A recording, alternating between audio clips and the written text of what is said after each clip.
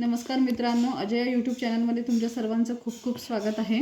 आज आपण बघणार आहोत मराठीचा क्लास 4 मधला तिसरी कविता आहे, शेत, रान आणि नदी। चला आता मग सुरुवात करूया। डोक्यावर टोपली, टोपलीत भाकरी, भाकरीवर चटणी, चटणीत मिरच्या, मिरच्या खाऊन तिखट जहाल, सखुबाई शेतात करी धमाल। खांद्यावर कुऱ्हाड, रानात झाड, झाडाच्या फांद्या, फांद्याच्या काटक्या, काटक्याची मोळी, मोळीला बांधलेला वेरीचा दोर, डोक्यावर घेतो गुराख्याचा पोर। एवढं ओझं पण दमत नाही, शीळ त्याची रानात घुमत राही। नदीचा काठ, काठावर वाळू, वाळूत शंख, शंखाची माळ, सुंदर माळ घालते गळ्यात, कोळ्याची पोर नाचते तालात। या कवितेमध्ये शेतकऱ्याचं, शेताचं, रानाचं आणि नदीचं वर्णन केलेलं आहे। डोक्यावर टोपली, टोपलीत भाकरी, भाकरीवर चटणी, चटणीत मिरच्या, मिरच्या खाऊन तिखट जहाल, सखुबाई शेतात करी धमाल।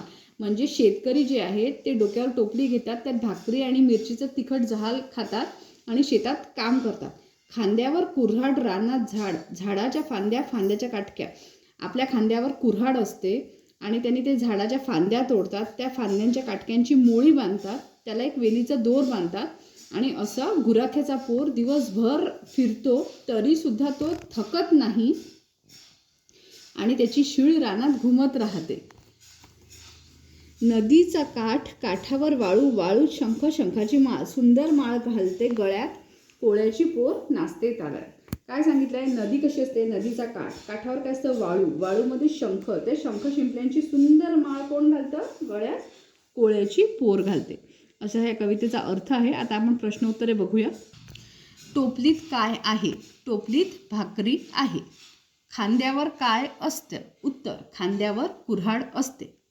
रानात कुणाची शीळ घुमते? रानात गुराख्याच्या मुलाची शीळ घुमते। नदीच्या काठावर काय असतं? नदीच्या काठावर वाळू असते।